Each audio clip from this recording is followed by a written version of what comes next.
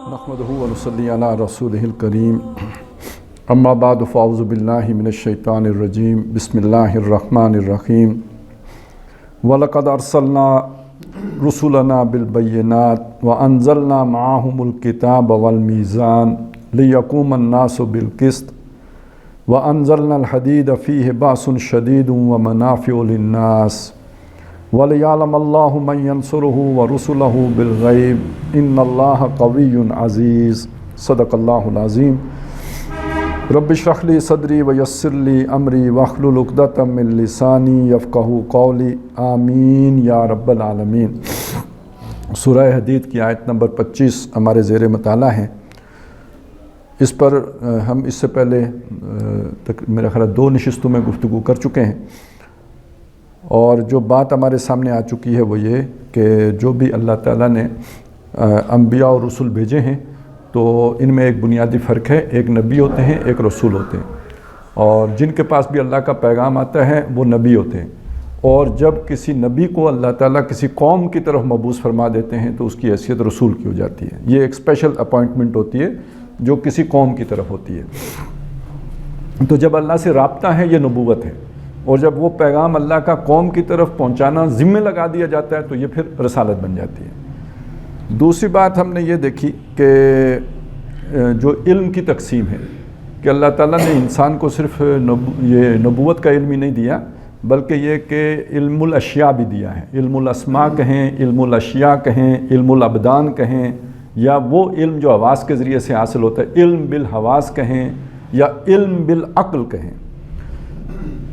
तो जो आँख, नाक, कान, गला, जो अपना सोचने की जो भी सलाहियतें, चखने की वगैरह आवाज़ हैं, ये इल्म के 5 ज़राए ये हैं और 6ठा ज़रिया ये नबूवत का है। तो नबूवत वाला जो इल्म है इसको मैंने इल्म लदुन्नी भी कहा था, यानी ये ख़ास अल्लाह की तरफ से इन आवाज़ से मावरा इंसानों को अल्लाह ताला इंसानों में से चुनिंदा लोगों के पास अपना ये इल्म भेजता है। ये इल्म लदुन्नी है। और जो पहला वाला है वो हर एक के पास है, लेकिन किसी के पास थोड़ा होता है, किसी के पास ज़्यादा होता है। किसी की समझ ठीक होती है, किसी की समझ ख़राब होती है। आँखें सबकी हो सकता है 6/6 हों, कान सबके ठीक होंगे, लेकिन ये कि वो जो कानों से और आँखों से जो मालूमात होंगी दिमाग में टिकती कितनों के हैं ये मुख्तलिफ होगा। कुछ लोग जल्दी भूल जाते हैं, कुछ लोग चीज़ों को इग्नोर कर देते हैं, देखते हैं मगर याद नहीं रखते, और देखते हैं और उनसे सबक नहीं हासिल करते, सुनते हैं मगर गौर नहीं करते। तो ऐसे लोग भी होते हैं। और कुछ लोग होते हैं कि जो भी उनके पास डाटा आता है, आँखों से, कानों से, आवाज़ से, जो भी उनके पास मालूमात आती हैं उनका तज्जिया करते हैं और फिर उनसे नताइज निकालते हैं, उन पर गौर व फिक्र करते हैं। लेकिन फिर 2 किस्म के लोग हो जाते हैं। एक वो कि जो किसी न किसी मगालते का शिकार हो जाते हैं, उनकी अकल जो है ना कहीं धोखा खा जाती है, नतीजा निकालते हुए गलती कर जाते हैं। जैसे कोई भी मैथ का क्वेश्चन करते हुए कोई स्टूडेंट जो इम्तिहान देते हुए गलती कर जाते हैं, तो इसी तरह अकल ठोकर खा जाती है। और एक वो लोग होते हैं कि जो ठोकर नहीं खाते, सही नतीजा निकालते हैं, उनको कहते हैं सलीमुल अकल। ये जो गलत जिनको मगालता लग जाता है ये वो होते हैं कि जिनको ठोकर, यानी ये अकल है यकीनन, लेकिन अगर ये 80 बातें ठीक करते हैं तो 20 बातें इनकी गलत भी हो जाती हैं। और ये जो इख्तिलाफ राय बिलउमूम पैदा होता है ये यहीं से पैदा होता है। नहीं सारे ही सलीमुल अकल होते तो कभी भी इख्तिलाफ राय न होता, फिर सब सही नतीजा निकाल रहे होते। तो जो मुख्तलिफ राय रख रहे होते हैं तो उसकी बुनियादी वजह यह कि किसी न किसी मगालते का शिकार होते हैं। अच्छा, अब इस बात को ज़रा आगे बढ़ाएं कि ये बहुत अहम मामला है कि ये दोनों इल्म मिलकर इल्म बनता है।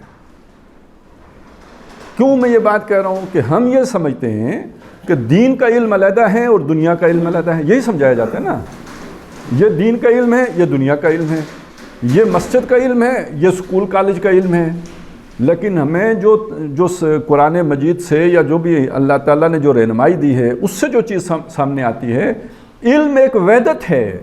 उसी इल्म की ये 2 शाखें हैं, एक को इल्मुल अबदान कहते हैं और एक को इल्मुल अदियान कहते हैं। ब्रांचेज हैं, असल जो मंबा है वो एक ही है। दोनों उलूम किसके पास से आए? अल्लाह के पास। वअल्लमा आदम अल अस्मा कुल्लाहा व इम्मा यातियन्नकुम मिन्नी हुदन। तो दोनों उलूम का मंबा जो है वो अल्लाह ताला ही की ज़ात है। अच्छा, इनका आपस में ताल्लुक़ क्या है इसको समझें, बहुत अहम ताल्लुक़ है। یہ تو سب مانتے ہیں کہ زمانہ گزرنے کے ساتھ ساتھ انسان زیادہ عقل مند ہوتا چلا جاتا ہے. ٹھیک ہے، یہ بات، اس بات کی میں نے جو بات کہی ہے سمجھ آئی ہے؟ یعنی آج جتنا ہم سیانے ہیں، ہم سے 3 نسلیں بعد جو بچے آئیں گے وہ ہم سے زیادہ سیانے ہوں گے، ان کے پاس زیادہ معلومات ہوں گی. آج جو بچہ پیدا ہوتا ہے نا، وہ موبائل کے ساتھ جو ہے نا وہ اس کے فنکشن جیسے پیدائشی طور پہ جانتا ہو، جبکہ بہت سے فنکشن ہمیں نہیں آتے ہیں. ہم تو اس کا آدھے سے اب تک 10% استعمال کرتے ہوں گے.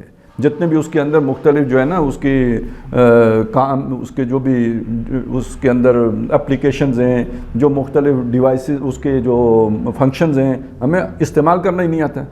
آج ایک بچہ ہے، وہ ہو سکتا ہے آپ نے لاک لگایا ہوا ہو، وہ اپنے مطلب والی ایپ کھول لے تو وہ تو سمجھ ہی نہیں آتی کہ اس نے کھولی کدھر سے. بالکل وہ کوئی غیر شعوری طور پر ان کو وہ جو ہے نا وہ فیڈنگ ہوئی ہوتی ہے. تو جو آنے والی نسل ہے وہ پہلی والی نسل سے زیادہ سیانی ہوتی ہے. تبھی تو دنیا نے ترقی کی ہے. اگر بعد والے بے وقوف ہوتے، بعد والے احمق ہوتے، بعد والے کندذہن ہوتے، بعد والے جو ہے پہلے والوں سے کم علم ہوتے تو دنیا ترقی کرتی یا زوال کا شکار ہوتی؟ زوال کا شکار ہوتی. لیکن ہوا کیا ہے؟ آدم علیہ السلام کے مقابلے میں بعد میں انسان ترقی کرتا چلا گیا. اس نے گھر بنانے سیکھے، اس نے بڑے بڑے محل بنانے سیکھے، اس نے بجلی پیدا کرنا سیکھا، اس نے کپڑے جو ہے وہ بننے کے نئے سے نئے طریقے نکالے. تو یہ جو انسان آگے بڑھا عقل مند ہوتا چلا گیا. تو یہ یعنی ایک بات یہ سمجھ لیجئے، جتنا وہ عقل مند ہوتا گیا اس کی عقل کے مطابق نئی ہدایت اسے ملتی گئی. اب میں ابھی جو بات کہی ہے اسے سمجھیں کیا بات کہی ہے. مثلاً یہ قرآن مجید اگر موسیٰ علیہ السلام کے دور میں نازل ہوا ہوتا تو ان لوگوں کو سمجھ ہی نہ آتا. کیوں؟ ابھی ان کی سوچ یہاں نہیں پہنچی تھی.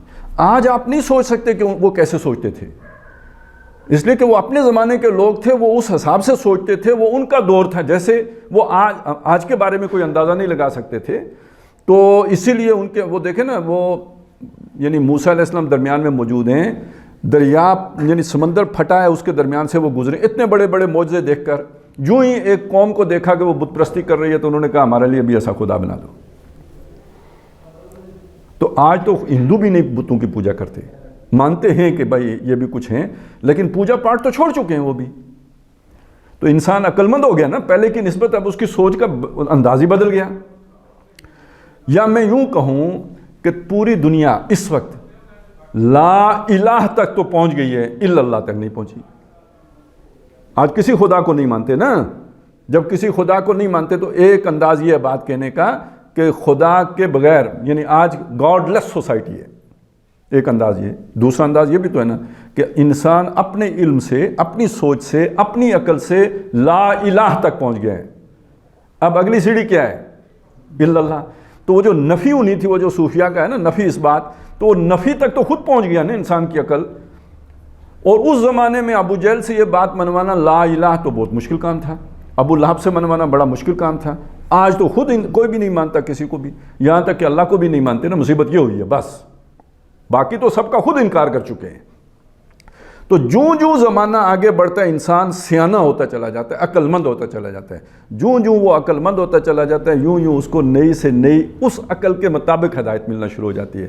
یہ اگر اسے پہلے ملی ہوتی تو پھر یہ کہ وہ سمجھ ہی نہ آتی.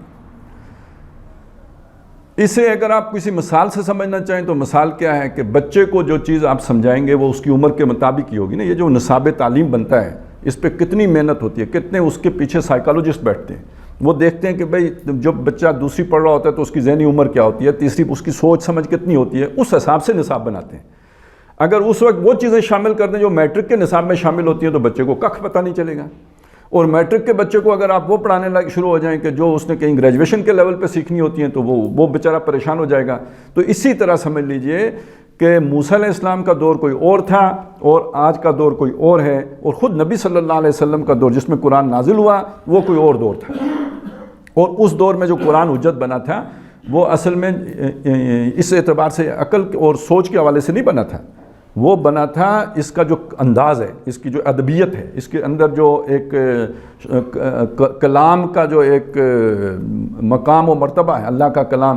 چونکہ وہ خود بہت بڑے جو ہے نا شعراء تھے، ان کے اندر بڑے بڑے ادبا اور بڑے بڑے فضلاء تھے.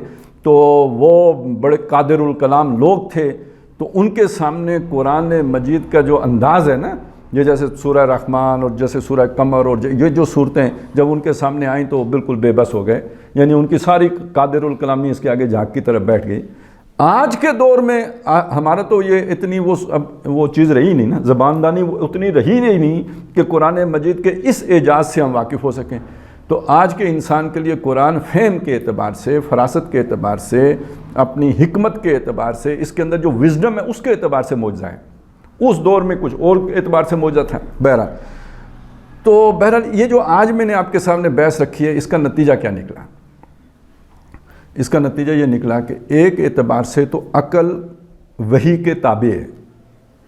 اللہ کا ایک حکم آ گیا، نماز پڑھو، اب کوئی اس پہ عقلی اشکال نہیں داخل کیا جا سکتا کہ بھئی نماز ہم کیوں پڑھیں، سمجھائیں، بتائیں گے تو پڑھیں گے، بس اللہ کا حکم ہے، اب اپنی یہ کام کرنا ہے، ٹھیک ہے نا۔ تو ادھر عقل کا گھوڑا نہیں دوڑانا، اللہ کے حکم کے آگے آپ نے چپ کر کے سرنڈر کرنا ہے۔ اس اعتبار سے فوقیت کس کو حاصل ہو گئی؟ وحی کو، اور تابع کیا چیز ہوئی؟ عقل۔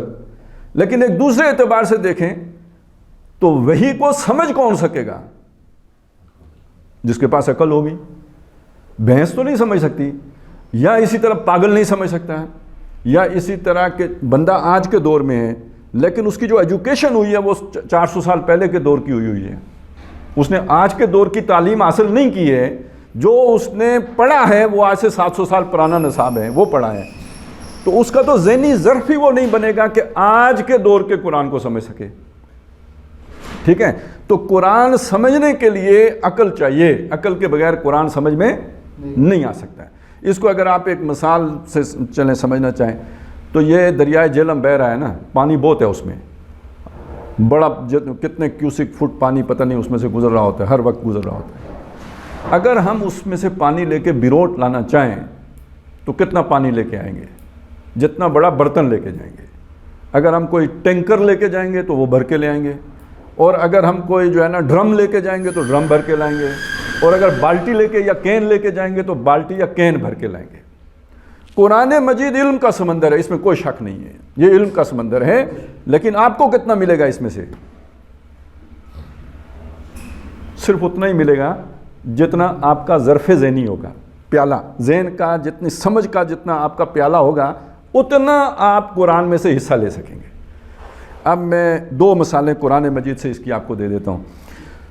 سورہ کاف ہے نا، سورہ کاف میں حضرت ذوالقرنین کا ذکر آیا ہے، اور جو انہوں نے تیسرا سفر کیا تھا نا، وہ جدھر یاجوج ماجوج انہیں ملے تھے، ثم اتبع سببا حتی اذا بلغ بین السدین، یہاں تک کہ 2 پہاڑوں کے درمیان جب پہنچ گئے، وجد عندہا قوما، وہاں انہوں نے ایک قوم کو پایا، لا یفقہون قولا، جنہیں بات ہی نہیں سمجھ آتی تھی، یعنی ان کی زبان کوئی اور تھی، ان کی زبان کوئی اور تھی، یہ آپس میں کمیونیکیشن ممکن نہیں تھی، تو انہوں نے کہیں اشاروں میں سمجھایا، قالوا یا ذا القرنین ان یاجوج و ماجوج مفسدون فی الارض، انہوں نے کہا یہ جو یاجوج اور ماجوج ہیں یہ زمین میں بہت فساد مچاتے ہیں، تو فہل نجعل لک خرجا علی ان تجعل بیننا و بینہم سدا، تو کیا یہ بات ہو سکتی ہے کہ ہم آپ کو کچھ پیسے ویسے دے دیں، خراج دے دیں، اس کے بدلے میں آپ ہمارے اور ان کے درمیان یہ جو 2 پہاڑ درہ ہیں جس سے وہ گزر کر آتے، اس کے درمیان ایک بڑی دیوار تعمیر کر دیں، کیونکہ آپ تو بڑے اسباب والے آدمی ہیں، تو کوئی بڑی دیوار تعمیر کر دیں تاکہ وہ ان کا یہ رستہ بند ہو جائے۔ تو حضرت ذوالقرنین نے جواب دیا کہ ما مکنی فی ربی خیر منا، جو مجھے میرے رب نے عطا کیا وہ بہت ہے، اس کو چھوڑو، تم یہ خرچے ورچے کو چھوڑو، تو ایتونی نہیں بلکہ یہ کہ میری مدد کرو اپنے افرادی قوت کے ساتھ۔ اور پھر اس کے بعد انہوں نے کہا کہ ایتونی زبر الحدید، میرے پاس لے کے آؤ لوہے کے تختے۔ اب یہاں سے میں بات سمجھانا چاہیے، ذرا آپ سنتے جائیں، انہوں نے کیا چیز مانگی؟ لوہے کے تختے، ایتونی زبر الحدید، زبر وہی جیسے صحیفہ ہوتا ہے، جیسے یہ صفحہ ہے تو اسی لیے تختہ، زبر الحدید، لوہے کے تختے لے کے آؤ۔ اور انہوں نے پھر اس کے بعد کیا کیا؟ حتی اذا ساوا بین الصدفین، وہ چڑھاتے یہاں تک کہ جب وہ پہنچ گئے پہاڑوں کی چوٹی تک۔ اب دیکھیے نا درمیان میں درہ ہے، اس کو بھرتے کہاں پہنچ گئے؟ پہاڑ کی چوٹی، دونوں چوٹیوں کے برابر ہو گئے جب۔ کالا آتونی افریغ علیہ قطرہ، انہوں نے کہا اب لے کے آؤ میرے پاس پگھلا ہوا تانبا جو میں اوپر سے اس کو میں ڈالوں گا۔ بلکہ پہلے اس سے پہلے یہ ہوا کہ جی اس کو آگ لگاؤ. اسے خوب آگ لگائی. جب وہ بالکل اتا جعلہ نارن، جب اسے بالکل انگارہ بنا دیا، کالا آتونی افرغ علیہ قطرہ، انہوں نے کہا اب پگھلا ہوا تانبا لے آؤ، میں وہ بھی اس میں ڈالتا ہوں. اب آپ نے سنا یہ سب، کیا سمجھ میں آیا؟ میری سمجھ میں جو آیا تھا وہ کیا تھا میں بتاتا ہوں. جیسے ہم بلاک کے اوپر بلاک رکھتے ہیں، ٹھیک ہے، اس طرح انہوں نے تختے کے اوپر تختہ رکھا. کرتے کرتے کرتے پہاڑ کی چوٹی پہ پہنچ گئے. جب پہنچ گئے، اب یہ سب کو دھکایا، یہ آپس میں ورلڈ ہو گیا. اوپر سے پگھلا ہوا تانبا ڈالا، وہ جیسے پلستر کرتے ہیں تو گویا تانبے کا پلستر ہو گیا. یہ جو میں نے مستری دیکھے یا میں نے کام کرتے دیکھے، یہ میری عقل میں اتنا تصور تھا، تو میں نے اس سے یہ بات سمجھی. آپ نے ابھی کیا سمجھا تھا جب میں نے یہ پہلے آپ کو سنایا؟ آپ کو کیا سمجھ آئی دیوار کیسے بنی ہوگی؟ یہی سمجھ آئی تھی یا کچھ اور آئی؟ یہ آپ کی سمجھ میں آئی. یہ ایک انجینئر صاحب نے کہا کہ یہ جو آپ سمجھتے ہیں نا، یہ اس طرح نہیں ہے. لوہے کے تختے شٹرنگ کے کام آتے ہیں. انہوں نے شٹرنگ کی ہے، اوپر تک لے کے گئے، اور وہ جو بیچ میں جگہ تھی، جیسے ہم کنکریٹ ڈالتے ہیں اس طرح بیچ میں انہوں نے ڈالا ہے تانبا. اب دیکھیے الفاظ جو میں پڑھتا تھا وہی الفاظ انجینئر صاحب نے بھی پڑھے. مجھے جو سمجھ آئی میری عقل کے مطابق آئی، ان کو سمجھ اپنی عقل کے مطابق آئی. ٹھیک ہے، اب آپ کو بات سمجھ میں آگے میں کیا کہنا چاہتا ہوں کہ جس کا جتنا ظرف ذہنی ہوگا اتنا ہی قرآن کو سمجھ پائے گا. اب ایک مثال اور دے دیتا ہوں. قرآن مجید نے جا بجا پیدائش کے مراحل بیان کیے ہیں. یہ جو انسان پیدا ہوتا ہے نا، اور آج یہ دنیا کے لیے بڑا اچھمبا بن گیا ہے. یعنی دنیا حیران ہے کہ جب نہ الٹرا ساؤنڈ تھا نہ کچھ تھا، تو یہ سارے مراحل قرآن نے بیان کیسے کر دیے. جو لوگ اسے پڑھتے ہیں وہ پھر ایمان بھی لاتے ہیں کہ یہ تو جب تک یعنی انسان کے لیے ممکن ہی نہیں تھا کہ وہ یہ بات بیان کر سکتا جس طرح قرآن نے بیان کی. وہ کیا مراحل بیان؟ پہلا اس نے کہا نطفہ ہے. دوسرا اس نے کہا قرآن کہتا ہے علقہ ہے. نطفہ کیا بنتا ہے؟ علقہ بنتا ہے. علقہ کے بعد کیا بنتا ہے؟ مضغہ بنتا ہے. یہ مختلف مراحل قرآن نے بیان کیے. اب آپ دیکھیں گے، آپ اگر ترجمے پڑھیں، نطفہ کا تو ترجمہ انہوں نے کیا جی حقیر پانی، حقیر بوند. ٹھیک ہے، وہ انہوں نے جو کچھ بھی داخل کیا تھا وہ کیا تھا؟ بوند ہی تھی نا. آج جو آپ کے پاس خوردبین ہے تو آپ کو پتہ ہے وہ بوند نہیں ہے، نطفہ بوند نہیں ہے. وہ نطفۃ امشاج کے الفاظ آئے ہیں ایک جگہ پہ سورہ دہر میں، ملے جلے نطفے سے. تو یہ ملا جلا نطفہ کیا ہوا؟ یہ مرد کا نطفہ بھی اور عورت کا نطفہ بھی دونوں شامل ہو گئے. تو اصل چیز کیا بنی؟ عورت کی طرف سے کیا شہر آتی ہے؟ انڈا، بیضہ. اور مرد کی طرف سے کیا جسے نطفہ کہا وہ کیا؟ ایک سپرم ہے، سنگل سیل. یہ دونوں چیزیں انسانی ننگی آنکھ سے نظر نہیں آتی، یہ دیکھنے کے لیے خوردبین چاہیے. دونوں آپس میں مل جاتے ہیں. اب تو وہ اس کی فلمیں بنی ہوئی ہیں، نطفۃ امشاج. یہ مل کے تو ایک وہ جو بن گیا، کیا بن گیا؟ اب یہ نطفۃ امشاج بن گیا. تو جب ہم یہ نطفۃ امشاج نہیں دیکھ سکتے تھے تو ہم نے نطفہ کس شے کا نام رکھا؟ وہ پوری منی کا. ٹھیک ہے، جس میں کروڑوں نطفے ہوتے ہیں، نہیں اربوں نطفے ہوتے ہیں. سمجھ آگے بات؟ جب آپ کا علم آگے بڑھا، عقل آگے بڑھی اور اس نے خوردبین ایجاد کر لی، خوردبین سے جب آپ نے دیکھا، آپ نے کہا اوہو نطفہ تو یہ ہوتا ہے. اس سے اگلا لفظ کیا تھا؟ علقہ. علقہ کے جتنے ترجمے پرانے دیکھیں گے کیا ملیں گے آپ کو؟ جمع ہوا خون. پڑھا ہے نا؟ جو بھی ترجمہ پڑھا ہے جس نے، جمع ہوا خون. کیا پڑھا جی؟ جمع. کیوں یہ ترجمہ کیوں کیا؟ علقہ کا ترجمہ جمع ہوا خون کسی لغت میں بھی نہیں ہے. عربی کی کسی لغت میں علقہ کا ترجمہ جمع ہوا خون نہیں ہے. آپ خود ابھی ترجمہ کر لیں گے جب میں اس کی بنیاد آپ کو بتاؤں گا. کیوں کیا جمع ہوا خون؟ اس لیے کہ ان کے تجربے اور مشاہدے میں یہ بات آئی تھی کہ فرض کریں کسی کا ابتدائی ایام میں حمل ضائع ہو جاتا ہے تو جو شے نکلتی ہے وہ کیا ہوتا ہے؟ جمع ہوا خون، گندا سا خون ہوتا ہے. تو انہوں نے یہی سمجھا، کیونکہ ان کا مشاہدہ یہ تھا، انسانی سوچ یہاں تک کہ انہوں نے یہی علاقہ ہوگا. اب آئیں ذرا لغت کی طرف. لغت میں عین لام کاف، اسی سے ایک لفظ بنا ہے جس کو آپ جانتے ہیں، آپ بولتے ہیں، تعلق. تعلق کا کیا معنی؟ میرا اور آپ کا ایک تعلق ہے. اچھا چلیں یہ آپ ابھی ایک لفظ ذہن میں رکھیں. دوسرا لفظ علاقہ، ہم ایک علاقے کے ہیں. یہ علق اور علاقہ قریب ہو گئے یا نہیں ہو گئے؟ اسی الگ ہی سے علاقہ بنا ہے. تو علاقہ مطلب ہوتا ہے, یعنی ایک اور لفظ سے چلے, معلق. یہ جو پل نہیں بنے ہوتے سسپینشن برج, اسے کیا کہتے ہیں اردو میں؟ معلق پل, یعنی لٹکا ہوا پل.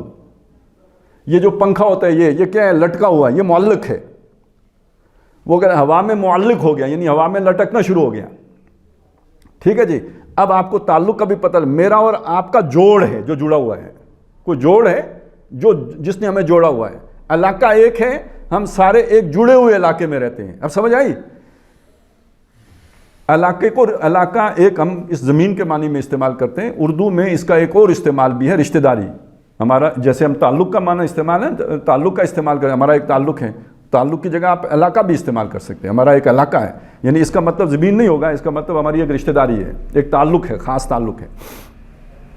اب آپ دیکھیں علاقہ کا پھر کیا معنی ہوا؟ وہ شے جو لٹکی ہوئی ہے, معلق ہے, یہ معنی ہوا, یہ اس کا لفظی معنی ہوا. اور آج جب انسان نے مشاہدہ کیا خوردبین سے, تو وہ جو نطفۃ امشاج تھا وہ رحم مادر کے ساتھ جا کے وہ جیسے جونک نہیں چمٹ جاتی, اس طرح چمٹا ہوا ہوتا ہے اور لٹک رہا ہوتا ہے. پھر اب سمجھ میں آئی نا نطفہ سے بھی اور علاقہ سے بھی, کہ جب انسان کی عقل کو وسعت ملے گی, اس کا علم بڑھے گا, تو وہ قرآن مجید کا اتنا ہی فہم حاصل کر سکے گا جتنا اس کی عقل ہوگی. کہانی میں ساری یہ سنانا چاہ رہا تھا. تو جو کہنے کو بظاہر کیا بات ہے, یہ علم دنیا ہے اور یہ علم دین ہے, لیکن یہ ان کا جوڑ سمجھ میں آیا؟ جتنا آپ کے پاس علم دنیا ہوگا اتنا ہی آپ علم دین حاصل کر سکیں گے. ہاں, دین کا ایک حصہ وہ ہے, جیسے فقہ ہے, نماز کیسے پڑھنی ہے, روزہ کیسے رکھنا ہے, یہ ایک بالکل علیحدہ چیز ہے. یہ تو ایک سائنس ہے. جیسے آپ فزکس پڑھتے ہیں, جیسے آپ کیمسٹری پڑھتے ہیں, ایسے ہی آپ وہ فارمولے یاد کرتے ہیں. ادھر بھی تو یہ اصول یاد کر لیں اور اس سے آپ انبساط کے طریقے سیکھ لیں, وہ منطق سیکھ لیں, تو بس وہ تو ایک علیحدہ شعبہ ہے. لیکن جس شے کا نام ہدایت ہے, جس شے کا نام سمجھ ہے, جس شے کا نام فہم ہے, جس شے کا نام حکمت ہے, وہ آپ کو اللہ کی جو وحی ہے اس سے بھی اتنی ہی ملے گی, یا ایمان ہے جس شے کا نام, جتنا آپ کی سوچ بوجھ آگے بڑھے گی. اچھا, اس کا جو نتیجہ نکلنا چاہیے وہ کیا نکلنا چاہیے؟ کہ یہ علم کی یہ جو تقسیم ہے اور علم کی یہ جو دوئی ہے, کہ یہ یونیورسٹیوں میں اور کالجوں میں اور اسکولوں میں اور علم ہے, اور مدرسوں میں اور مسجدوں میں اور علم ہے, یہ ظلم ہے. یہ بالکل ایک ایسی بات ہے جیسے آپ ایک جو ہے نا نیوٹرل وائر جو ہے وہ علیحدہ لے جائیں اور جو پازیٹیو وائر ہے اسے علیحدہ لے جائیں, دونوں کو کبھی ملائیں نہ, کبھی نتیجہ نکلے گا؟ کبھی نہیں نکلے گا. یہ ایک طرح کی, جیسے وہ دو آنکھیں اللہ نے دی ہیں نا, تو ایک آنکھ بند کرنے والی بات ہے. بس ایک دائیں بند کر لے, دوسرا بندہ بائیں بند کر لے, یہ والا چکر ہے. دیکھنے کے لیے, اچھا ویژن کے لیے دونوں آنکھیں کھلی ہونی لازم ہے. تو جب بھی کبھی نظام تعلیم بنے, اب بات یہاں تک پہنچ, جب بھی کبھی نظام تعلیم بنے اور کوئی اپنے لوگ بنائیں, یہ ہمیں ماہرین وہ ملتے ہیں جو مغرب کے نقل کرنے والے بندر ہوتے ہیں, آزادانہ سوچنے والے لوگ نہیں ہوتے. جب بھی آپ کو کوئی مخلص بندہ دنیا میں اس پاکستان کو ملے گا, سب سے پہلے کہے گا نظام تعلیم ٹھیک کرو. اور نظام تعلیم ٹھیک کرنے کا مطلب کیا ہے؟ نصاب تعلیم ٹھیک کرو. اس کو کسی جو نا ایک ہوتا ہے نا نیشنل ایجنڈا ہوتا ہے, اس نیشنل ایجنڈے کے تابع لے کے آؤ, اور اس کے لیے ضروری یہ ہوگا کہ یہ تعلیم کی دوئی ختم کرو. یہ کیا ہے؟ یہ بیکن ہاؤس ہے اور یہ فلانا ہے, اور یہ تو طبقاتی مسئلہ بھی پیدا ہو گیا. پھر یہ جو انگلش میڈیم آ گیا, یہ بھی طبقاتی معاملہ ہو گیا. اور دوسرا یہ کہ یہ جو نصابوں کا فرق ہے, یہ بہت بڑا ظلم ہے, اس کو ختم کرو. ٹھیک ہے, میٹرک تک سب کی تعلیم ایک ہی ہوگی. سعودی عرب میں ہے, میٹرک کے بعد پھر وہ علیحدہ کرتے ہیں, جس نے سائنس پڑھنی ہے وہ سائنس پڑھے, جس نے نیشنل جو ہے وہ جو آرٹس کے مضامین پڑھنے وہ پڑھے, جس نے دین کی تعلیم حاصل کرنی وہ تخصص ہے, اسپیشلائزیشن ہے. لیکن میٹرک تک سب نے ایک ہی نصاب پڑھنا ہے, وہاں سے جا کے پھر آگے تقسیم شروع ہوتی ہے. تو خیر, اس میں جو بات بس سمجھانا چاہ رہا تھا وہ یہ کہ علم کی وحدت ہے, اس میں تقسیم نہیں ہے. اور اس کا جوڑ یہ ہے, جتنا انسان دنیا کا علم حاصل کرتا جائے گا, اتنا اسے یہ دین کے علم کی سمجھ میں اس کے اضافہ ہوتا چلا جائے گا. اب اگلی بات یہ ہے کہ یہ جو وحی ہے یا جو رسالت ہے یا جو نبوت ہے, یہ رحمت ہے. دیکھیں, نبی صلی اللہ علیہ وسلم آپ کو رحمت کہا گیا, وَمَا أَرْسَلْنَاكَ إِلَّا رَحْمَةً لِّلْعَالَمِينَ. تو رحمت سارے نبی رحمت ہیں. فرق صرف یہ ہے کہ حضور صلی اللہ علیہ وسلم سارے جہان کے لیے رحمت ہیں، باقی نبی اپنی اپنی قوم کے لیے رحمت تھے، سارے نبی رحمت ہیں. یہ ہمارے اصل میں یعنی ناسمجھی کی بات ہو جاتی ہے ہم سے کہ جب ہم نبیوں کا آپس میں فضیلت میں مقابلہ کرنا شروع کر دیتے ہیں. ہمارا کوئی مقام نہیں ہے کہ نبیوں کے درمیان فضیلت کا جو ہے وہ فیصلہ کریں، ٹھیک ہے نا. نبی صلی اللہ علیہ وسلم نے منع فرمایا، اور یہاں تک فرمایا کہ ویسے تو وہ چونکہ رسولوں میں حضرت یونس علیہ السلام کا ذکر آ جاتا ہے نا، وہ مچھلی کے پیٹ میں بھی چلے گئے تھے، تو یعنی اس اعتبار سے تو حضور نے فرمایا کہ تمہارے لیے یہ روان جائز نہیں ہے کہ تم مجھے یونس پر بھی فضیلت دو. ٹھیک ہے، ہمیں پتہ ہے اللہ نے فضیلت دی ہے، جو آپ کو جو مقام دیا ہے، جو مرتبہ دیا ہے، بعد از خدا بزرگ توحید قصہ مختصر، یوں کہنے میں کوئی حرج نہیں ہے. لیکن اگر آپ کسی نبی کے ساتھ مقابلہ کرنا شروع کر دیں، یہ بہت غلط بات ہے. آپ کون ہوتے ہیں؟ وہ جو بھی نبی دوسرا بھی ہے وہ آپ سے تو بلندتر مقام کا حامل ہے، تو آپ ان کی گستاخی کرنے والے کون ہوتے ہیں؟ بے شک تقابل حضوری کے ساتھ کیوں نہ کر رہے ہوں. تو نبیوں کا مقام بہت بلند مقام ہے، تو نبی صلی اللہ علیہ وسلم نے اس چیز سے منع فرمایا. تو سارے اس حوالے سے وہ کسی دوسرے کی رحمت کی نفی نہیں ہوتی، سارے نبی جو ہیں وہ رحمت بن کے آئے ہیں.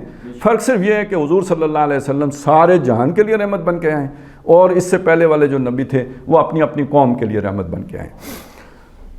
بعض معاملات میں بعض نبیوں کو اللہ نے فضیلت دی ہے، جیسے منہم من کلم اللہ، وہ بھی ہیں جن سے اللہ نے کلام کیا ہے. ورفع بعضهم درجات، بعض کے بعض اعتبارات سے درجے بلند کیے ہیں.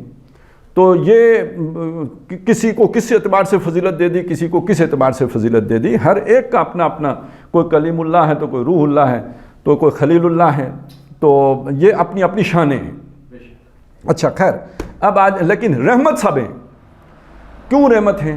اچھا ایک تو میں نے یہ بتایا نا کہ سب کا یہ، اگر آپ سورہ اعراف میں دیکھیں جب سارے رسولوں کا ذکر آتا ہے نا، تو وَآتَانِي رَحْمَةً مِّن رَبِّی، میرے پاس آ گئی میرے رب کی طرف سے رحمت. وہ جو رسول نبی جب آپ کے اپنا تعارف کراتا ہے کہ تمہیں پتہ ہے نا میں پہلے بھی شریف آدمی تھا، میں کوئی گنڈ کپ تو نہیں تھا. نبی ایسے تو نہیں ہوتے نا، وہ تو پیدائشی نبی ہوتے ہیں. تمہیں پتہ ہے میں پہلے سے شریف آدمی تھا. وَآتَانِي رَحْمَةً مِّن رَبِّی، اور اب میرے پاس میرے رب کی طرف سے رحمت آ گئی ہے. یعنی وہی جو آئی، جو فرشتہ آیا اس کو رحمت کہا. اسی طرح یہ جو ہے نا اپنا سورہ دخان، یہ ہمارے ہاں قرآن مجید کی جو جب نازل ہوا جس رات کو، اس حوالے سے سورۃ القدر کا تو بہت حوالہ دیا جاتا ہے، سورہ دخان کا حوالہ نہیں دیا جاتا ہے. سورہ قدر میں کہا انا انزلناہ فی لیلۃ القدر، ہم نے ایک قدر والی رات میں نازل کیا. اور سورہ دخان میں فرمایا انا انزلناہ فی لیلۃ مبارکۃ، ایک برکت والی رات میں نازل کیا. کیوں نازل کیا؟ انا کننا منذرین، ہم خبردار کرنے والے تھے. خبردار کرنا کیا ہوتا ہے؟ سادہ سی بات ہے نا، وہ جو ہے نا وہ نہیں، وہ جو پتھر پھاڑنے والے، وہ آگ لگانے سے پہلے بتی کو وہ خبردار وہ کیوں کرتے ہیں؟ بھئی وہ سر پہ آ کے پتھر لگے گا، پھٹ جائے گا، کوئی نقصان ہو جائے گا، اپنے جانور بچاؤ، خبردار. تو لوگ غافل ہیں، انہیں تو نہیں پتا کہ یہ ادھر دھماکہ ہونے والا ہے، تو پہلے خبردار. یہ انذار ہے، یہ خبردار کرنا ہے، یہ انذار کرنا ہے. تو نبی آ کے کس بات سے خبردار کرتا ہے کہ بھائی تم دنیا میں پڑے ہوئے ہو، غافل ہو، مرو گے، آگے پھر حساب کتاب ہے اور دوزخ ہے، اور ادھر بڑے سخت فرشتے ہیں، اور آگ ہے جو پتھر بھی نہیں چھوڑے گی. تو یہ خبرداری کرنے آتا ہے نا، انا کننا منذرین، ہم خبردار کرنے والے، اس لیے نبی بھیجے. اب آپ کو سمجھ آئے، آپ گڑھے میں گر رہے ہوں، جو آپ کو بچا لے وہ رحمت ہے یا نہیں؟ ٹھیک ہے نا، وہ رحمت ہے. آپ کو پتہ نہیں ہو اور آپ جا رہے ہوں آگے کہیں، جو آج کل وہ نکلے ہوئے ہیں کیا پتہ نہیں، کوئی کہتا ہے لگڑ بگڑ ہیں، کوئی کہتا ہے جو ہے نا وہ بھیڑیے ہیں، کیا ہے جو بھی نکلے ہوئے ہیں، اسے پتہ ہے کہ یہ راستہ خطرناک ہے، یہ آگے شیر بیٹھا ہوا ہے. جو آپ کو خبر کر دے، خبردار کر دے کہ بھئی آگے خطرہ ہے مت جاؤ، وہ رحمت ہے آپ کے لیے یا نہیں ہے؟ تو یہ نبوت و رسالت اس معنی میں رحمت ہے کہ یہ انسان کو متنبع کر دیتے ہیں، خبردار. انا کننا منذرین. اور آگے آیا کہ یہ جو رات ہے یہ کیا ہے؟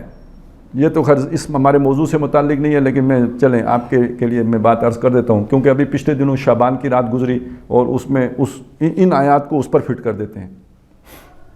یہ رات وہی رات ہے جو لیلۃ القدر ہے.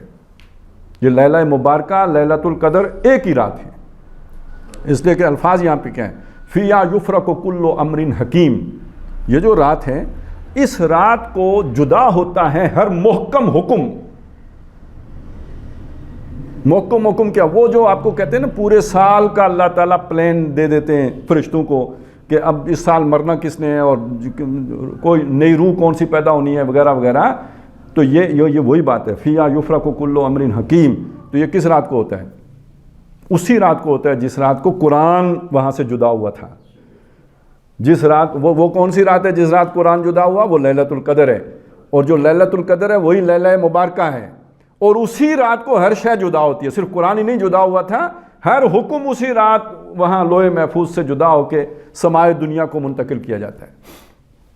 فیہا یفرق کل امر حکیم امرا من عندنا.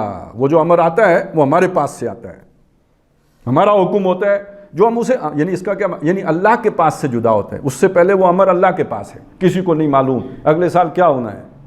اب اللہ نے اپنے اندر سے وہ امر نکال کے تو فرشتے کو دے دیا کہ یہ کرنا ہے اس سال میں. امرا من عندنا انا کننا مرسلین. ہم بھیجنے والے ہیں، ارسال کرنے والے ہیں. یہ جو رسول کس نے بھیجے؟ نبی کس نے بھیجے؟ یہ شروع کہاں سے ہوئی آیت؟ لقد ارسلنا رسولنا. ہم نے رسول بھیجے. تو انا کننا مرسلین، بے شک ہم ہیں بھیجنے والے، ہم بھیجتے ہیں. اور یہ جو بھیجتے ہیں یہ کیا؟ رحمتا من عندنا. یہ ہمارے پاس سے رحمت ہوتی ہے. یہ رسولوں کا بھیجنا یہ رحمت ہے. تو اب آپ یہ سمجھ آ گیا نا کہ نبوت کا جو سلسلہ شروع کیا یہ رحمت ہے، یہ مہربانی ہے. اب آپ سوچئے، ایک اعتبار سے تو میں نے سمجھا دیا، ایک اور اعتبار سے سمجھیے. چلیں میں آپ کو وہ بڑے مشہور پنجابی کے شعر ہیں وہ سناتا ہوں، اس سے آپ کو بات سمجھ میں آئے گی. خاصاں دی گل آمہ آگے مناسب نہیں کرنی، مٹھی کھیر پکائی محمدہ کتے آگے ترنی. سنا یہ شعر؟ کہ ایک بات پڑھے لکھے لوگوں کی بات ہے، سمجھدار لوگوں کی بات ہے، عقل مند لوگوں کی بات ہے، وہ اگر آپ عوام میں کریں گے تو جیسے آپ کھیر پکا کے کتے آگے رکھ دیں. اب کتے نے تو کھیر کھانی نہیں ہوتی، کھیر خراب کرائیں گے، کتے نے کیا کھیر کھانی ہے، اور کھیر کا سواد کتا کیا جانے. اسی طرح یہ علم کی بات، یہ جو عقل کی بات، سمجھداری کی بات عوام الناس میں کرنا، یہ یعنی اس بات کا ستیہ ناس پھرنا ہے. اچھا وہ دوسرا شعر وہ زیادہ سمجھا دے گا بات کو. وہ یہ ہے کہ نیچاں دی آشنائی کو لوں فیض کسے نہ پایا. نیچاں دی آشنائی کو لوں فیض کسے نہ پایا، ککر تے انگور چڑھایا ہر گچھا زخمایا. آپ اپنا فلسفہ اگر عوام میں بگاڑیں گے تو وہ کوئی کیا تنقید کرے گا، کوئی کیا تنقید کرے گا، ستیہ ناس پھیر دے گا اس اعلیٰ تصور کا. تو ایسے بے وقوف لوگوں کے سامنے اتنی عقل کی بات کرنے کی ضرورت کیا ہے؟ خاصاں دی گل اس لیے آمد آگے کرنی مناسب نہیں ہے کہ وہ انہیں سمجھ نہیں آتی، اس کا ستیہ ناس پھیر دے دیتے ہیں. ککر تے انگور چڑھایا ہر گچھا زخمایا.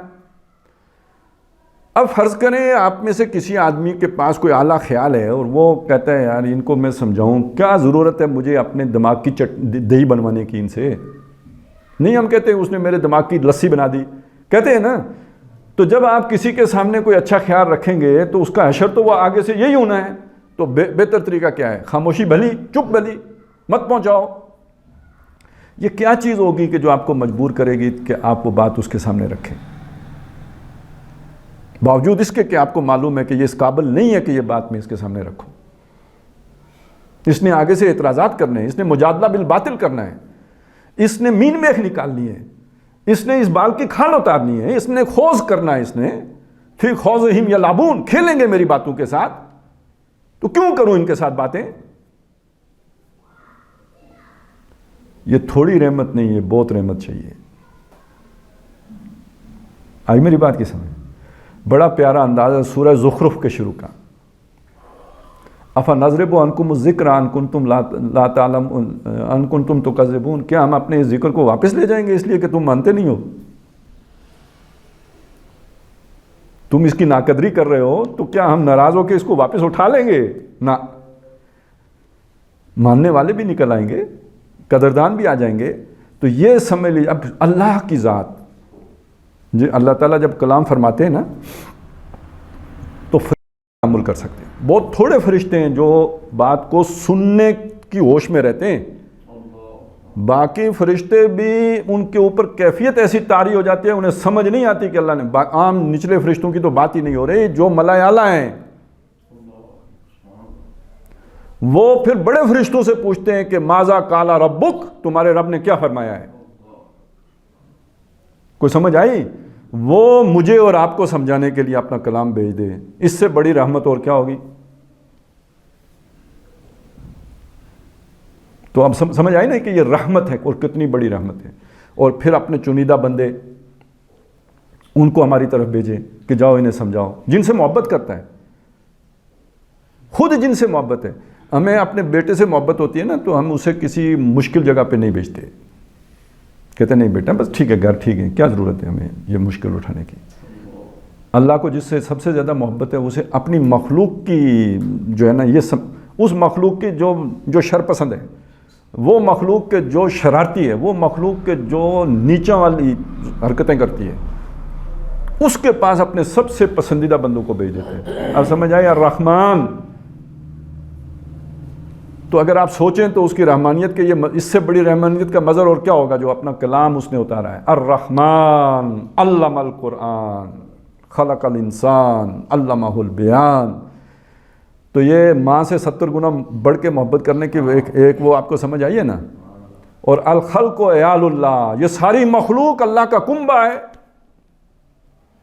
بہرحال یہ جو بات میں نے کی ہے نا تو اس سے ایک بات تو سمجھ لیجیے نا کہ یہ آپ خدا واسطے کسی پر یہ فتویٰ نہ لگایا کریں یہ دوزخ میں جائے گا، یہ اللہ کا فیصلہ ہے نا. ہمارے چیف جسٹس صاحب ناراض ہو جاتے ہیں ہم فیصلہ کریں کہ رہا کریں گے یا قید کریں گے. وہ کہتے ہیں یہ عدالت کے اختیار میں آپ کون ہوتے ہو دخل دینے والے؟ تو جنت دوزخ کا فیصلہ کس نے کرنا ہے؟ آپ مت کیجیے. اور کسی کے ساتھ یعنی الخلق و عیال اللہ، آپ کو کیا پتہ جس سے آپ نفرت کر رہے ہیں وہ ہو سکتا ہے اللہ کو بہت پسند ہو. نکما آدمی، جو نکما بیٹا ماں کو زیادہ اچھا لگتا ہے، جو کوئی نہ کمائی کرے نہ کچھ کرے، وہ کہتے باقیوں کا وہ اتنا خیال نہیں رکھتی جتنا اس کا خیال رکھتی ہے. تو لہٰذا یہ جو ہے نا بس اس سے اتنی بات تو کم از کم سمجھ لیں، الخلق و عیال اللہ، یہ اللہ کی مخلوق ہے. اور اس نے کتنا بڑا اہتمام کیا ہے، کتنا بڑا اپنا جو ہے ایک سلسلہ چلایا ہے کہ اپنے چنیدہ لوگوں کے پاس اپنا پیغام بھیجا ہے کہ یہ میرے بندوں کے پاس لے کے جاؤ، انہیں جا کے سمجھاؤ. اور یہاں ہم یہ سوچتے ہیں کہ نیچان دی آشنائی کو نو فیض کسے نہ پائے، وہ نہیں اس بات کی پرواہ کرتا، وہ کہتا ہے جاؤ انہیں سمجھاؤ. یہ ہدی للناس ہے، سارے انسانوں کے لیے ہدایت ہے. اس میں کوئی اونچ نیچ کا تصور نہیں ہے، کوئی نیچ نہیں ہے، کوئی اعلیٰ نہیں ہے، سب تک پہنچاؤ، اس کو سب کو خبردار کر دو. فَاصْدَعْ بِمَا تُؤْمَرُ، جو آپ تک پہنچا گیا ہے، آپ کو دیا گیا ہے، جس کا حکم دیا گیا ہے، اسے ڈنکے کی چوٹ سب کو سنا دو. کوئی تخصص نہیں ہے کہ خاص لوگوں کو سنانا اور عامیوں کو نہیں سنانا، بلکہ ذرا سی اگر کسی سے توجہ بھی ہٹا دو گے نا تو وہ بہت سخت ناراض ہوگا. عبس وتولی ان جاءہ الاعمی. آپ میں سے ہر آدمی کہے گا کہ معقول روش وہی تھی جو نبی صلی اللہ علیہ وسلم نے اختیار کیا. کیا مسئلہ تھا؟ یہ بات کبھی سنتے ہی نہیں تھے، آج سننے کے لیے تشریف لائے ہوئے تھے. یوں سمجھ لیں یہاں پہ آج وہ ہمارے پاس کوئی بہت بڑا انفلوئنشل بندہ آ جائے، وہ جو نامعلوم ہیں وہ یہاں آ جائیں تو کتنا امکان ہے پاکستان کے حالات سدھرنے کے، ٹھیک ہے نا. تو قریش کے بڑے بڑے سردار نبی صلی اللہ علیہ وسلم کے پاس آئے ہوئے ہیں. اب جو جس کی آنکھیں ہیں وہ تو بیچ میں مداخلت نہیں کرے گا، وہ جانتا ہے پروٹوکول کا خیال رکھے گا، محفل کے آداب ہوتے ہیں ان کو دیکھے گا. لیکن اندھے کو کیا معلوم کون آیا ہے؟ اب وہ آ کے جو ہے بیچ میں مداخلت کر رہے ہیں، بار بار اپنا سوال بیچ میں رکھ رہے ہیں. اب یہ محفل میں آپ بیٹھے ہوئے ہیں، آپ گفتگو جس کے ساتھ کر رہے ہیں، سردار مطلب بادشاہ آیا ہوا ہے فرض کریں آپ کے پاس، آپ اس سے توجہ ہٹا کر جب دوسرے سے اپنے کسی بندے سے بات کریں گے تو یہ اس کی شان میں گستاخی ہے جو پروٹوکول کے خلاف ہے. تو نبی صلی اللہ علیہ وسلم نے وہ دل میں محسوس کیا کہ یہ کیوں، یعنی کوئی انہیں کہا کچھ بھی نہیں، کوئی ناراضگی کا اظہار نہیں کیا، صرف دل میں گراں گزرا کہ یہ اس کو سمجھ نہیں آ رہا یہ کیوں بول رہا ہے. اور اس پہ کچھ تھوڑا جو پیشانی پہ بل بھی پڑ گئے، اس پہ اللہ کی طرف سے کمنٹری آ گئی. اس نے تیوری چڑھائی، اس سے منہ موڑا. عبسا وتولی ان جاءہ الاعمی، اس لیے کہ اس کے پاس ایک اندھا آیا تھا. تو اس سے آپ سمجھ لیجئے کہ ہر بندہ اللہ کی نگاہ میں اس کا کیا مقام ہے. تو جو آپ کے پاس، یعنی سوالی صرف وہی نہیں ہوتا جو آپ سے روٹی مانگنے آئے، کسی بھی ضرورت کے لیے کوئی آپ کے پاس آ گیا ہے تو اس کا خیال رکھنا. اور سب سے بڑی مصیبت یہ ہوتی ہے, میرے ساتھ رہی ہے, مجھے بھی بہت بعد میں جا کے سمجھ میں آئی ہے, تو آپ کے سامنے اس لیے رکھ رہا ہوں کہ جس کو اللہ نے سمجھ دی ہوئی ہوتی ہے اسے یہ نہیں پتہ ہوتا کہ باقیوں کو اتنی سمجھ نہیں دی ہوئی. یعنی وہ خود اتنا ناسمجھ ہوتا ہے کہ اسے یہ سمجھ نہیں ہوتی کہ ہر آدمی کی اتنی سمجھ نہیں ہے. اب ہوتا کیا ہے کہ آپ نے تو یوں 2 + 2 4 کر لیا, وہ جس کی سمجھ نہیں ہے وہ 2 3 وہ یوں کر کر کے 4 کرتا ہے. اتنی دیر میں آپ کا تو پارا, آپ نے تو سیکنڈ لگایا, اس نے 2 منٹ لگا دیے, تو آپ سوچتے ہو یہ مستی کر رہا ہے, آپ کو غصہ آتا ہے. ایک چیز کا نتیجہ بالکل براہ راست ایک دم نکل آتا ہے, وہ ٹیڑھا نتیجہ نکال رہا ہے, اسے نہیں نکل رہا, بھائی اس کی سمجھ نہیں ہے, لیکن آپ تو اپنی سمجھ کے حوالے سے دیکھ رہے ہو کہ یار یہ کیا بکواس کر رہا ہے, موٹی سی بات ہے, اسے فوراً سمجھ میں آنی چاہیے. تو آپ نے اکثر دیکھا ہوگا تمام جتنے بھی ذہین لوگ ہوتے ہیں, زیادہ سمجھدار لوگ ہوتے ہیں, وہ مزاج کے بڑے تلخ ہوتے ہیں. تو وہ اس لیے انہیں وہ سڑ رہے ہوتے ہیں نا کہ اس کو اتنی جلدی سمجھ کیوں نہیں آئی. تو یہ بھی سمجھ آ جائے تو بڑی بات ہے کہ سب کو اللہ نے برابر پیدا نہیں کیا. اگر اسے اتنی جلدی سمجھ نہیں آئی تو اس پر بجائے اس پہ غصہ ہونے کے اللہ کا شکر ادا کرنا چاہیے کہ آپ کو جلدی سمجھ آ گئی. اب اس بیچارے کو سمجھائیں, کیونکہ وہ اتنی جلدی نہیں سمجھ سکتا. تو میں آپ کو بتا رہا ہوں کہ یہ بات خود مجھے کہیں اب کوئی 4 سال پہلے سمجھ میں آئی ہے, نہیں تو اس سے پہلے تو میرا پارا بھی بہت چڑھ جاتا تھا. تو یہ بات ہے. تو اللہ کے نبی اس لیے یعنی اس معاملے میں اگر ذرا سا انہوں نے بھی تھوڑا تغافل برتا ہے, صرف توجہ ہٹائی ہے, تو اللہ کی طرف سے بہت سخت ناراضگی آ گئی. اور دوسری جگہ پہ تو کہا کہ اگر آپ ایسا کریں گے تو یہ ظلم کریں گے, ظالموں میں شمار ہو جائے گا آپ کا. وَلَا تَطْرُدِ الَّذِينَ يَدْعُونَ رَبَّهُمْ بِالْغَدَاةِ وَالْعَشِيِّ يُرِيدُونَ وَجْهَهُ, ان لوگوں سورہ انعام میں جو اپنے رب کو صبح و شام پکارتے ہیں, اس کی رضا جوئی کے لیے لگے رہتے ہیں, ان کو اپنے پاس سے اٹھا نہ دینا, اپنے سے دور نہ کر دینا.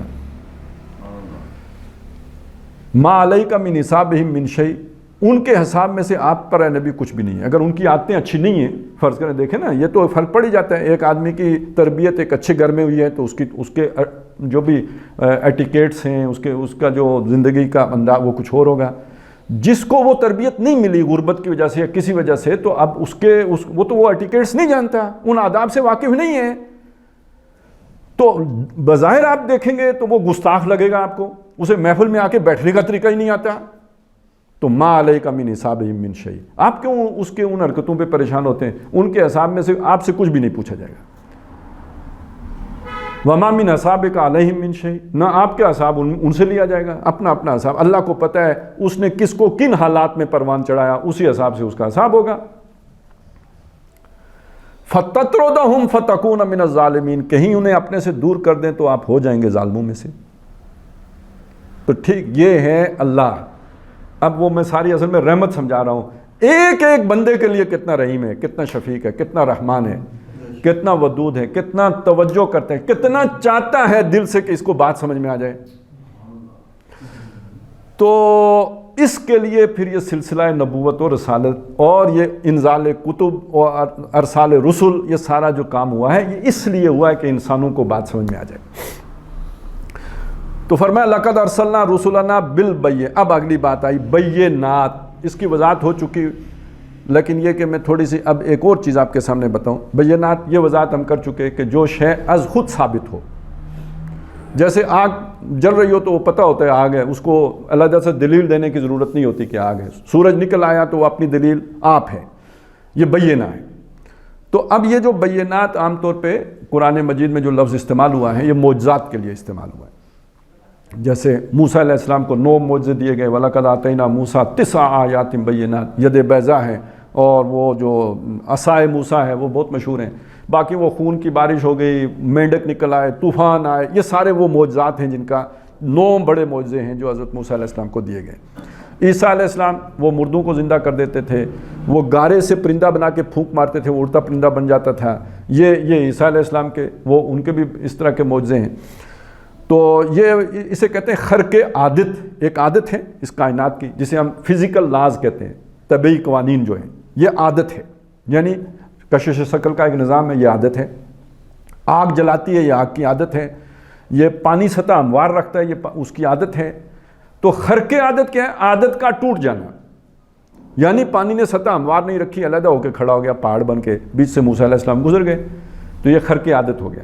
آگ جلاتی ہے، ابراہیم علیہ السلام کو نہیں جلایا، یہ خرق عادت ہو گیا، یعنی عادت ٹوٹ گئی، آگ نے جلایا نہیں تو خرق عادت ہو گیا۔ تو اس کو معجزہ بھی کہتے ہیں، خرق عادت بھی کہتے ہیں، اور اس کا معنی بتا چکا ہوں کہ عقل کو عاجز کر دینے والی چیز۔ یہ بات اب عقل کی سمجھ میں تو نہیں آتی نا، یہ تو بالکل ہی انسان منہ بند۔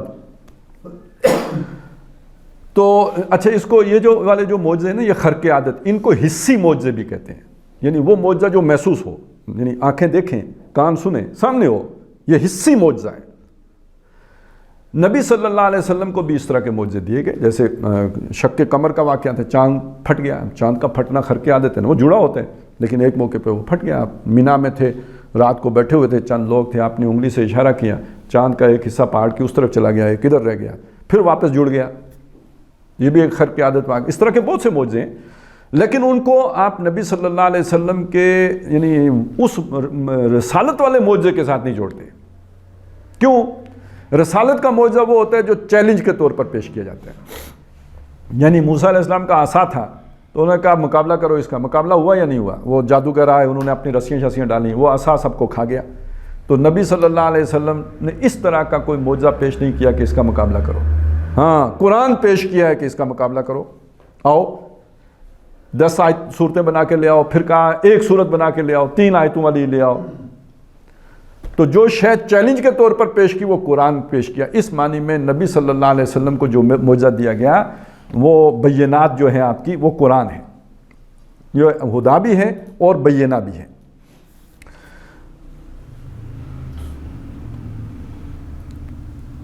آگے فرمایا وَأَنزَلْنَا مَعَهُمُ الْكِتَابَ وَالْمِيزَانَ، ایک تو یہ معجزے دیے، ساتھ ان کے کتاب اتاری، جیسے موسیٰ علیہ السلام کو تورات دی، عیسیٰ علیہ السلام کو انجیل دی، داؤد علیہ السلام کو زبور دی، اور نبی صلی اللہ علیہ وسلم کو قرآن۔ موسیٰ علیہ السلام کے صحف ابراہیم کا ذکر آتا ہے، تو وہ کیا تھے، وہ اب کوئی دنیا میں کہیں گم ہو گئے تو ان کا نہیں پتہ۔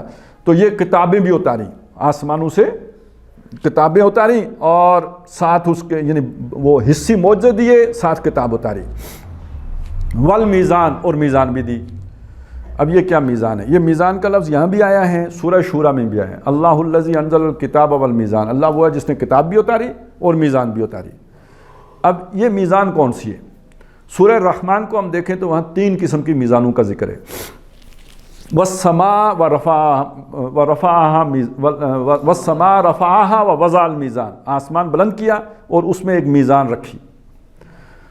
اکثر مفسرین کا خیال یہی ہے کہ وہ میزان جو ہے وہ کشش ثقل کا نظام ہے، اس کا توازن، کہ یہ آپس میں جو کل فی فلک یسبحون، وہ اپنے اپنے مدار میں گھومتے ہیں، اپنے مدار سے باہر نہیں نکلتے، تو مدار میں انہیں کیا شے رکھتی ہے؟ وہ جو کشش ثقل کا نظام ہے وہ رکھتا ہے، یہی میزان ہے، وہ شے جس نے ان کا توازن قائم رکھا ہوا ہے۔ تو پہلی میزان تو یہ ہو گئی، یعنی کائناتی میزان جس نے اجرام سماویہ کو آپس میں ٹکرانے سے روکے ہوئے ہیں، درم برم نہیں ہوتا نظام، بلکہ چلے جا رہے ہیں، اور بڑا نازک، وہ بلکہ کس نے، میر تقی میر نے اس کا نقشہ بھی کھینچا ہے، لے سانس بھی آہستہ کہ ہے نازک بہت کام، آفاق کی اس کارگاہ شیشہ گری کا، ذرا سا امبیلنس ہو تو یہ سارا درم برم ہو جائے گا۔ تو ایک میزان یہ ہے، وَالسَّمَاءَ رَفَعَهَا وَوَضَعَ الْمِيزَانَ اللہ تطغوا فی المیزان۔ اس سے ایک نتیجہ نکالا کہ دیکھو اگر یہاں ایک جو ہے نا وہ ستارہ اپنا رستہ بدل دے تو یہ سارا الٹ پلٹ ہو جائے گا، تو ایک میزان تمہاری بھی ہے، اس میزان کے اندر تم سرکشی نہیں کرنا۔ یہ کون سی میزان ہے؟ جو ہماری میزان ہے، اس کی طرف بعد میں آتا ہوں، میں پہلے تیسری میزان آپ کے سامنے، یہ دوسری میزان ہے، اس کی وضاحت بعد میں کروں گا۔ اس سے آگے ہے وہ جو تیسری میزان ہے، وَلَا تُخْسِرُوا فِي الْمِيزَانِ، وہ کیا ہے؟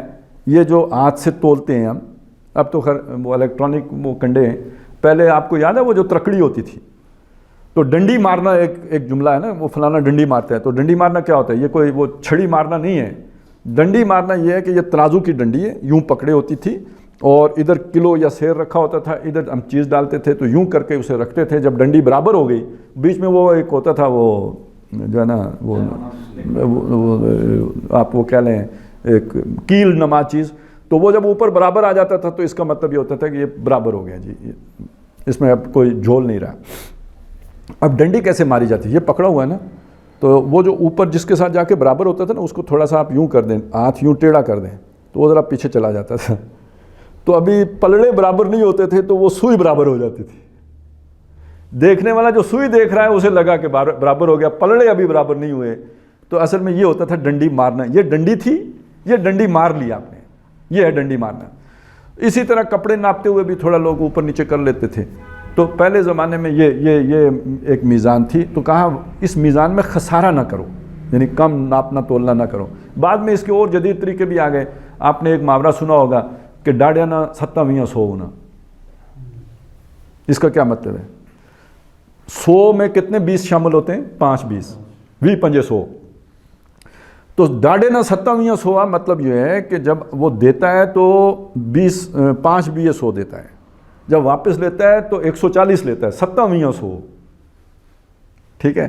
یہ ایک علاقہ ہے ہمارا ادھر, وہ اس میں ابھی بھی 50 کلو کا من ہوتا ہے, آج بھی 50 کلو کا من ہے. ٹھیک ہے. تو یعنی ایک طریقہ یہ ہے, آپ نے اصول ہی ایسا بنا دیا کہ جب میں لوں گا تو وہ جو ہے نا اس میں سے کاٹ کر کے لوں گا, اور جب میں دوں گا تو وہ جو بھی اس کے اندر شامل ہے وہ جو سنیارے کرتے ہیں وہ کر کے دوں گا. تو یہ جب آپ نے اصول ہی یہ بنا لیا تو یہ تو ڈنڈی مارنے کی اب ضرورت ہی نہیں رہی. اچھا, پھر جب سود ایجاد ہو گیا تو پھر تو وہ تو اتنا بڑا ڈنڈا ہے کہ اب ڈنڈیاں مارنا تو ویسے ہی کمینوں کا کام رہ گیا نا. اب اتنا بڑا ہتھیار آپ کے ہاتھ آ گیا.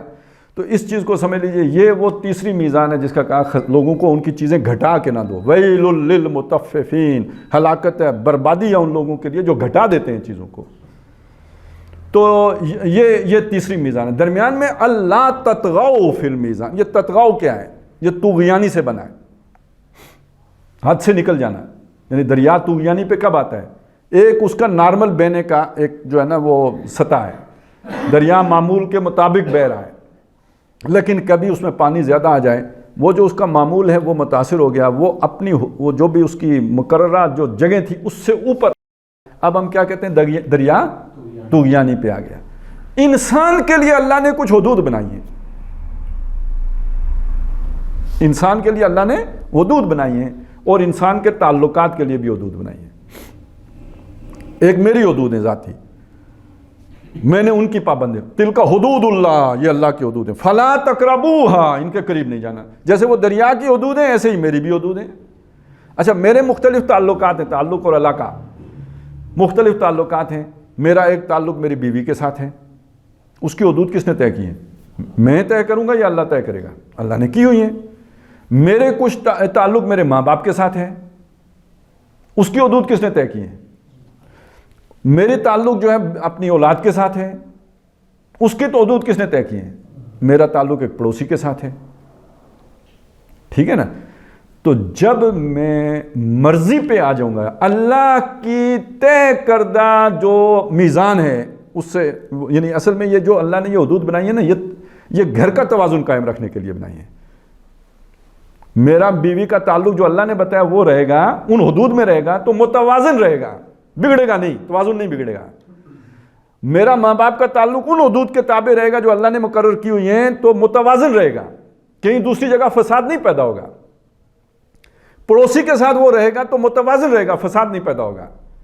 لیکن جب میں اپنی مرضی چلاؤں گا, اب میری عقل شریف اتنی تو ہے نہیں جتنی اللہ کی ہے. وہ توازن جب میں قائم کرنے کی کوشش کروں گا تو میں ڈنڈی ماروں گا, یا تو بیوی کی طرف جھکوں گا یا ماں کی طرف جھکوں گا. اب فساد پیدا ہوگا یا نہیں؟ جس کی طرف میلان زیادہ ہوگا ادھر طغیانی ہو گئی یا نہیں ہو گئی؟ اب بس اس پر سمجھ لیجئے کہ یہ وہ حدود اللہ کے اندر جب انسان ان کو اپنی مرضی کے تابع کرنے کی کوشش کرتا ہے تو پامالی ہوتی ہے, اس پامالی سے طغیانی ہوتی ہے, طغیانی سے فساد پیدا ہوتا ہے, بگاڑ, اور وہ فساد پھر منتج ہوتا ہے پوری قوموں کو ختم کرنے کے پر. یہ سورۃ الفجر ہے نا, اس میں الم تر کیف فعل ربک بعاد, قوم عاد کے ساتھ تیرے رب نے کیا کیا. وثمود الذین جابوا الصخر بالواد, وہ جو سمود تھے جو پہاڑ تراش کر کے ان کے اندر گھر بناتے تھے. وفرعون ذی الاوتاد, وہ فرعون کے ساتھ تیرے رب نے کیا کیا جو بڑے لشکروں والا تھا, نمبر 1 فوج والا تھا. کیوں کیا؟ الذین طغوا, اللہ تطغوا الذین طغوا فی البلاد، انہوں نے شہروں کے اندر سرکشی کی تھی، سر اٹھایا تھا. فاکثروا فی الفساد، ان کو فساد سے بھر دیا تھا، بگاڑ پیدا ہو گیا. دیکھیں نا، جس گھر میں وہ زن مرید ہو جائے تو ماں کی طرف فساد پیدا ہوگا یا نہیں ہوگا؟ اور یہ کہ وہ ماں کا بڑا وہ ہو جائے نا خدمت گار، تو وہ کہے کہ ماں کہے طلاق دو تو میں طلاق دوں گا، تو فساد پیدا ہوگا یا نہیں ہوگا؟ توازن یہ بھی بڑا نازک ہے. وہ توازن کائنات والا بھی بڑا نازک ہے، یہ توازن بھی بڑا نازک ہے. اب اس کے اوپر ایک اور توازن ہے. میں نے یہ تو مثال کے طور پر بات آپ کو سمجھائی ہے. یہ پرانے وقتوں کے لیے تھا جب تمدن ابھی سادہ تھا. ابھی بات ہم نے کہاں سے چلی کہ موسیٰ علیہ السلام کے دور میں یہ قرآن اترتا تو نہ سمجھ میں آتا. اس دور کے لیے تو بات اتنی ہی تھی جتنی میں نے آپ کو بتا دی. ہمارا دور زیادہ کمپلیکیٹڈ ہے، ہمارا دور زیادہ پیچیدہ ہے، ہمارا دور زیادہ گنجلک ہے. چنانچہ اوپر بھی ایک توازن چاہیے، سیاسی نظام میں توازن، سیاسی نظام میں توازن. اب میں آپ کو ذرا تھوڑی مثال دیتا ہوں، آپ کو سمجھ آ جائے گی. ہم نے ایک ہمارا صدر ہوتا ہے، ایک ہمارا وزیر اعظم ہوتا ہے، پارلیمانی نظام، 7 صدر صاحب. تو ایک زمانے میں ہمارے صدر ہوتے تھے، جب آپ نے تو نہیں نام ہی سنا ہوگا، ہم چھوٹے تھے، ہم نے مطلب وہ صدر صاحب دیکھے ہوئے ہیں. وزیر اعظم ذوالفقار علی بھٹو ہوتے تھے اور صدر صاحب چودھری فضل الہی صاحب ہوتے تھے. تو اختیارات سارے بھٹو صاحب کے، وہ بھی اپنے وقت کے عمران خان ہی تھے. تو مطلب فل ڈکٹیٹر، اور وہ تو بالکل مطلب وہ تو قتل کرا دیتے تھے، کہیں اپنے دوست پار کروا دیے. اب تو ہم کہتے ہیں بہت ٹھیک ہے، بعد میں تو اچھے ہی ہوتے ہیں، لیکن جنہوں نے بھگتے ہیں وہ تو توبہ توبہ کرتے تھے. تو وہ جو تھے اس زمانے میں جو فضل الہی صاحب تھے، جو صدر محترم تھے، تو کوئی اس وقت یہ جو ہے نا یہ جو اپنا کیا ہوتا ہے، یہ پریزیڈینشل جو ہے نا پریزیڈنسی، یہ کچہری چوک میں تھی، پنڈی کچہری چوک میں تھی. ادھر جو دیوار تھی نا، اچھا اتنے دہشت گردی بھی نہیں ہوتی تھی اس میں، کوئی اتنے پیرے بھی نہیں ہوتے. ادھر دیوار کے اوپر لوگ لکھ کے آ جاتے تھے کہ فضل الہی کو رہا کرو، یہی وہ صدر قید ہے، اس کے پاس کوئی اختیار نہیں ہے. اس کے بعد اگلے صدر آئے ضیاء الحق صاحب، ٹھیک ہے. اب جب ضیاء الحق صاحب آئے تو انہوں نے پھر ایک چیز شامل کی، اس کو وہ کہتے تھے 58 بے. اور فوجی یہ نہیں کہتے تھے، وہ کہتے تھے مطلب وہ ایک تو 58 کو پنجابی میں کہتے تھے 58، اور 2 کو کہتے تھے 2، اور بے کو کہتے تھے بی، ٹھیک ہے، 58 2 بی. تو یہ 58 2 بے ہوتی تھی جی.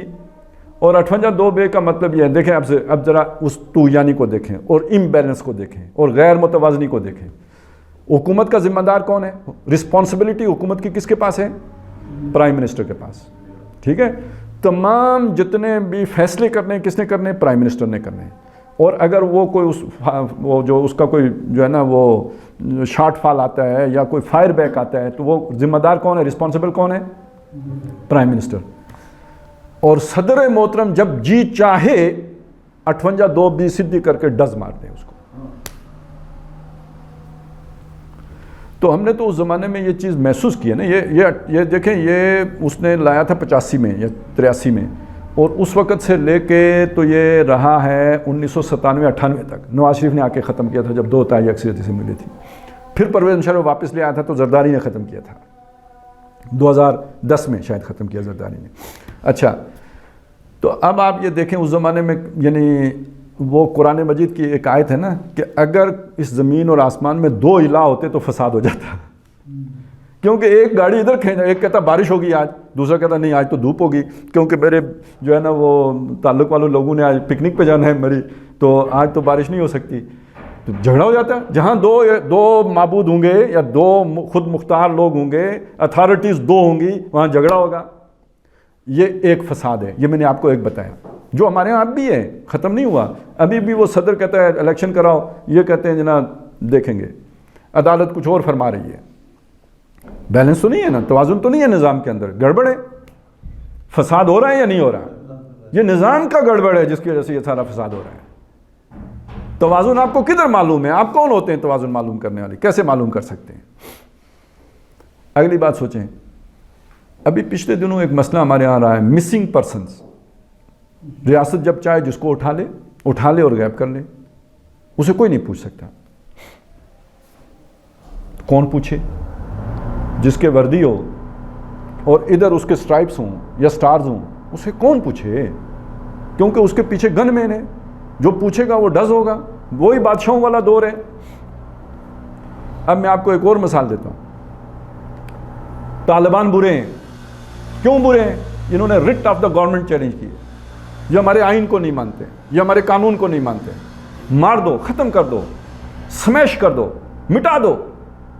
فساد پیدا کر دیا انہوں نے. اسلام آباد, ہائی کورٹ, عدالت, یہی Shaukat Aziz, Pervez Musharraf, chief of army staff retired, ضمانت کینسل. جب ضمانت کینسل ہوتی ہے تو کیا ہوتا ہے؟ قانون کیا کہتا ہے؟ گرفتار ہوگا. ادھر ہی گرفتار ہوگا. باوردی رینجرز اس کو گھیرے میں لے جا کے گھر لے جاتے ہیں. بڑھ گیا قانون. کیا فرق ہے طالبان میں اور اس میں؟ تو جہاں ڈنڈا ہوگا, جہاں پہ گن ہوگی, جہاں پہ طاقت ہوگی, وہاں مرضی چلے گی. مرضی چلے گی. تو مرضی چلے گی تو طغیانی ہوگی یا نہیں ہوگی؟ مرضی چلے گی تو باجوے سے کون پوچھ سکتا ہے کہ تو نے یہ ارب روپے کہاں سے بنائے؟ How dare you are, you bloody civilian. ہمارا ملک ہے, ہم جو چاہیں کریں. آپ کون ہوتے ہو؟ اور اگر پوچھے گا تو پھر اگلے دن لاش ملے گی. تو فساد ختم ہو سکتا ہے اس اتھارٹی کے ساتھ. ریاست اتنی طاقتور بلا ہے, وہ جس کو چاہے نگل لے. اور یہ فرعون آج کی ریاست کے مقابلے میں چیز ہی کوئی نہیں تھی. فرعون کیا بیچارہ چیز تھا, وہ اس کے شہر سے موسیٰ علیہ السلام نکل گئے, وہ پکڑ ہی نہیں سکا. 8 سال مدین, کتنا دور تھا مدین, اسے پتہ ہی نہیں کہاں گئے. آج ذرا کوئی بھاگ کے دکھائے نا, نکل کے دکھائے. ہر شہر میں کیمرے لگے ہوئے ہیں, وہ آپ کی تصویر آتی ہے, آنکھوں کا امیج آتا ہے, وہ نادرا کو دیتے ہیں. نادرا جناب ٹھکا ٹھک اسی وقت جناب فیصلہ کر دیتا ہے, پتہ لگ جاتا ہے یہ فلانا بندہ ہے. پورا شناختی کارڈ آپ کا سامنے آ جاتا ہے. بھاگو, کدھر بھاگو گے؟ پوری دنیا میں جدھر جاؤ گے, کینیا چھوڑ کے چینیا چلے جاؤ, آپ ٹریس ہو جاؤ گے. یہ ریاستیں, توازن کیسے قائم ہوگا؟ فرد کو آزادی کیسے ملے گی؟ تو یہ صرف میرا جسم میری مرضی نہیں ہے, میرا ملک میری مرضی بھی ہے. اس لیے ہم کہتے ہیں یار سارے مرضی چھوڑو, سب خدا کی مرضی مانو گے تو یہ فساد ختم ہوگا, نہیں تو نہیں ختم ہو سکتا. یہ میزان اللہ نے دی ہے, اس جو سیاسی نظام کے اندر بھی توازن پیدا کر دیتی ہے. معاشی میدان میں جو اتنا فراڈ ہوتا ہے, یہ سرمایہ دار ہے ایک طرف, دوسری طرف مزدور ہے. مزدور کی دیہاڑی کون مقرر کرے گا؟ تنخواہ کون مقرر کرے گا؟ سرمایہ دار اپنی مرضی سے. اس کی ضرورتوں کو دیکھ کے تو نہیں کرے گا. بھائی اس کے بچے بھی بہتر تعلیم حاصل کریں, ان کو بھی بہتر غذا ملے, ان کو بھی علاج کی سہولتیں ملیں, یہ کیسے ہوگا؟ کہتے ہیں جی غربت ختم کرو. نظام غربت پیدا کر رہا ہے, سارے وسائل ایک طرف ڈرین کر رہے ہیں, کیسے غربت ختم ہوگی؟ یہ سارے بدماش ہیں جو غربت ختم کرنے کی بات کرتے ہیں, بدماش ہیں جو ویلفیئر کے کام کراتے ہیں. اصل ریاست ویلفیئر سٹیٹ ہونی چاہیے. یہ کس نے بنائی ہے اور یہ کون دے سکتا ہے؟ یہ میزان بھی اللہ دیتا ہے, اور یہ میزان لے کے اترے محمد رسول اللہ صلی اللہ علیہ وسلم. اس میزان کے مطابق جو معاشرہ بنا تھا وہ مدینہ ہے. وہاں سب کی ضرورتیں پوری ہو رہی تھی یا نہیں ہو رہی؟ وہاں کوئی اس طرح کا فساد تھا؟ یہ ہے جو چیز سمجھنے کی ہے کہ محمد رسول اللہ صلی اللہ علیہ وسلم کتاب ہدایت بھی لے کے آئے اور ایک توازن قائم کرنے والا دین بھی لے کے آئے. اب یہ آپ کا 3 جگہوں پہ ذکر آیا ہے قرآن مجید میں, ارسل رسولہ بالہدیٰ و دین الحق, اس کے ساتھ بھی جوڑ کے میں آپ کو سمجھاؤں گا, لیکن یہ پھر انشاءاللہ تعالی اب رمضان کے بعد, کیونکہ رمضان میں تو ہمارا یہ سلسلہ جاری نہیں رہے گا. تو اگلے بدھ کو ہماری تراویح وہاں پہ شروع ہو جائے گی, یا کم از کم وہ تراویح نہ بھی ہوئی تو پہلا جو ہے نا ہمارا سیشن ہو جائے گا تو اسلام آباد انشاءاللہ تعالی. تو رمضان کے بعد ملاقات ہوگی. اقول قولی ھذا واستغفر اللہ لی ولکم ولسائر المسلمین والمسلمات.